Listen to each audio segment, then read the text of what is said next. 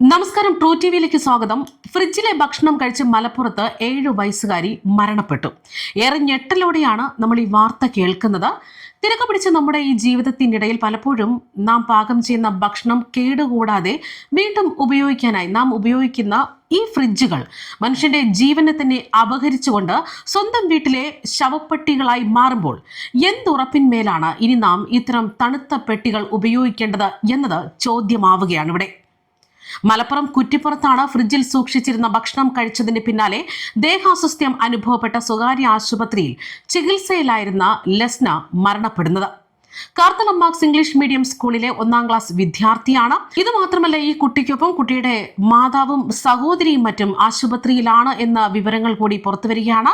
ഛർദിയും വയറിളക്കവും ഉണ്ടായതിനെ തുടർന്ന് ഇതേ ആശുപത്രിയിൽ തന്നെ ഇവരും ചികിത്സ തേടിയെന്ന വിവരങ്ങളുമൊക്കെ ഇപ്പോൾ പുറത്തുവരികയാണ്. അതായത് കോട്ടയ്ക്കലിലെ സ്വകാര്യ ആശുപത്രിയിലാണ് ഇവർ ചികിത്സ തേടിയിരിക്കുന്നത്. അതേസമയം ഈ കുട്ടിയുടെ മരണത്തിന് കാരണം ഭക്ഷ്യവിഷബാധയാണോ എന്ന സംശയമുണ്ടെന്നും പറയുന്നുണ്ട്. വീട്ടിൽ തയ്യാറാക്കിയ ഭക്ഷണം തന്നെയാണ് ഫ്രിഡ്ജിൽ സൂക്ഷിച്ചിരുന്നതെന്ന് തന്നെയാണ് ബന്ധുക്കളടക്കം പറയുന്നത്.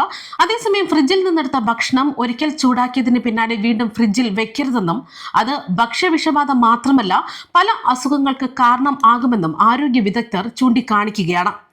ചൂട് കൂടിക്കൊണ്ടിരിക്കുകയാണ്. ചൂട് കാലാവസ്ഥയിൽ അന്തരീക്ഷത്തിൽ ബാക്ടീരിയ അധികമായിരിക്കും. തയ്യാറാക്കിയ ഭക്ഷണം അതിവേഗം തന്നെ കേടാകുന്നതിനൊക്കെ ഇത് കാരണമാകും. അതുപോലെ തന്നെ മലിനമായ ഭക്ഷണ പാനീയങ്ങൾ വയറിളക്കത്തിനും ഛർദിക്കുമൊക്കെ കാരണമാകും. അസുഖം മാറിക്കഴിഞ്ഞാലും കുറച്ച് നാളത്തേക്ക് ഒരു കരുതൽ വേണമെന്നും ആരോഗ്യ വിദഗ്ധർ വ്യക്തമാക്കുകയാണ്. അത് കഴിഞ്ഞാലും കുറച്ച് നാളത്തേക്കും കരുതൽ വേണ്ടിവരും. വയറിന് വിശ്രമം നൽകുക, അതിനായി തന്നെ കട്ടി കുറഞ്ഞ ഭക്ഷണം, വെള്ളം എന്നിവ ധാരാളമായി ഉപയോഗിക്കുക. ചികിത്സയേക്കാൾ ഭേദം മുൻകരുതൽ തന്നെയെന്നും വ്യക്തമാക്കുകയാണ്. ഭക്ഷണ സാധനങ്ങൾ തയ്യാറാക്കി കഴിഞ്ഞാൽ അധിക നേരം പുറത്ത് വെക്കാതെ കഴിക്കുന്നതാണ് നല്ലത്. കൂടാതെ സ്വാദ് കൂട്ടാൻ ഭക്ഷണത്തിൽ ഉപയോഗിക്കുന്ന പല രാസവസ്തുക്കളും വയറിന് അസ്വസ്ഥതയുണ്ടാകും. ഹോട്ടലിലെ പഴയ ആഹാരം ചൂടാക്കിയത്, അല്ലെങ്കിൽ ബേക്കറിയിലെ പഴയ സ്നാക്സുകൾ, ബിരിയാണി പോലുള്ള ആഹാരം വൈകി കഴിക്കുന്നത്, ഇതൊക്കെ തന്നെ കാരണമാകുകയാണ്. പഴകുന്തോറും ആഹാരത്തിൽ അണുക്കളൊക്കെ വർദ്ധിക്കും.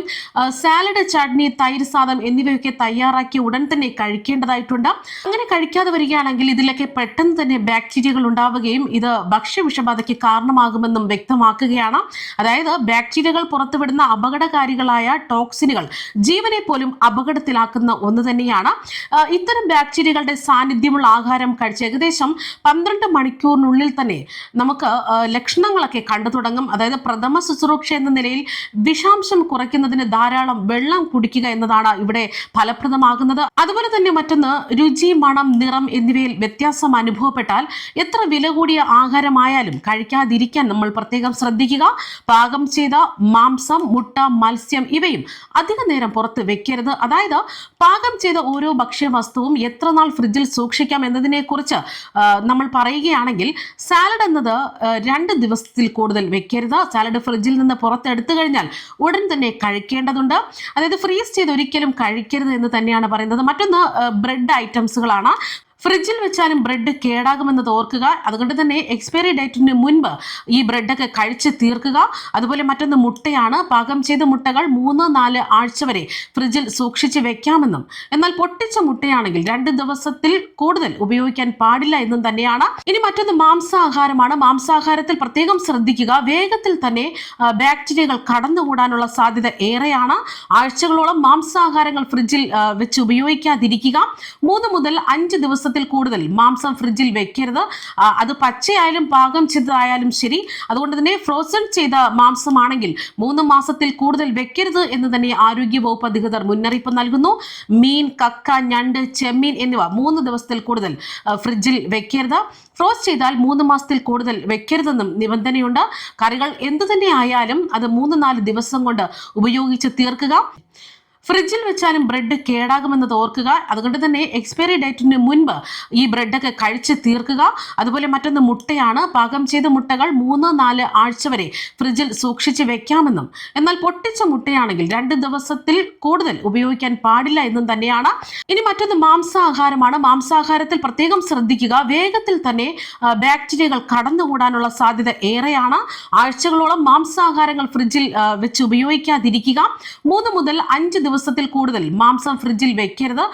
അത് പച്ചയായാലും പാകം ചെയ്തതായാലും ശരി. അതുകൊണ്ട് തന്നെ ഫ്രോസൺ ചെയ്ത മാംസമാണെങ്കിൽ 3 മാസത്തിൽ കൂടുതൽ വെക്കരുത് എന്ന് തന്നെ ആരോഗ്യവകുപ്പ് അധികൃതർ മുന്നറിയിപ്പ് നൽകുന്നു.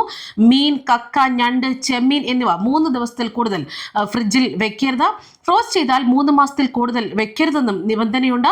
കറികൾ എന്തു തന്നെ ആയാലും അത് 3-4 ദിവസം കൊണ്ട് ഉപയോഗിച്ച് തീർക്കുക. അതായത് ഫ്രിഡ്ജൊക്കെ എത്രത്തോളം ഉപയോഗപ്രദമാണെങ്കിൽ പോലും ഭക്ഷ്യവസ്തുക്കൾ സൂക്ഷിക്കേണ്ട വിധം അറിയില്ലെങ്കിൽ ഗുരുതരമായ ആരോഗ്യ പ്രശ്നങ്ങൾക്ക് ഇവ വഴിയൊരുക്കും. കൃത്യസമയത്ത് ശരിയായ രീതിയിൽ ആഹാരം കഴിക്കുക മാത്രമല്ല ചെയ്യേണ്ടത്, വൃത്തിയുള്ള ആഹാരം കൂടെ കഴിക്കേണ്ടത് അതും പ്രധാനപ്പെട്ട ഒന്നാണ് എന്നത് മനസ്സിലാക്കുക. News desk true TV.